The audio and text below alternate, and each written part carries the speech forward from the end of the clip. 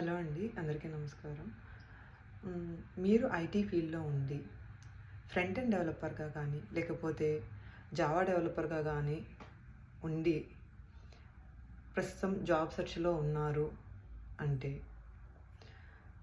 మీరు ఆల్రెడీ మీకున్న front end, back end స్కిల్స్‌తో పాటు నేర్చుకోవాల్సిన ఫ్యూ అదర్ స్కిల్స్ ఏంటి అనంటే, మీరు కోడ్‌ని ఆటోమేటిక్‌గా ఎట్లాగా డిప్లాయ్‌మెంట్ చేయగలుగుతున్నారు గిట్‌లో. తర్వాత మీకు authentication and authorization basically front end నుంచి సెక్యూరిటీ ఇంప్లిమెంట్ చేయడం తెలుసా? Second thing. థర్డ్ థింగ్ ఏంటంటే, మీరు రాసిన front end or back end కోడ్‌కి యూనిట్ టెస్ట్ కేసెస్ క్రియేట్ చేయగలుగుతారా?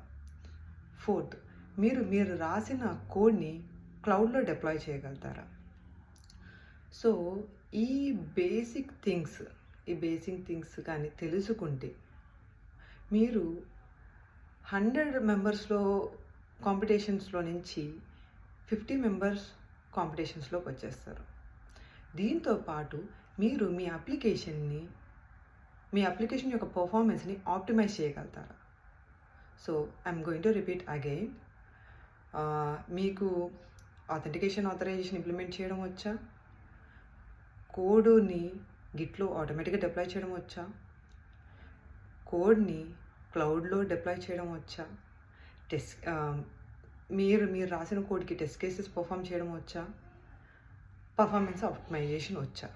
ఇది ఎయిదర్ ఫ్రంట్ ఎండ్‌లో కానీ, బ్యాక్ ఎండ్‌లో కానీ మీరు ఎక్సెల్ అవ్వాలి అనంటే, ఉన్న లెవెల్ నుంచి నెక్స్ట్ లెవెల్‌కి వెళ్ళాలి అంటే, అలాంగ్ విత్ మీరు సీనియర్ డెవలపర్స్ లాగా వెళ్ళాలి అనంటే, మీ మెంటర్‌షిప్ స్కిల్స్ ఎంతవరకు ఉన్నాయి? మీ గైడింగ్ స్కిల్స్ ఎంతవరకు ఉన్నాయి? ఇలాంటివి. Thank you.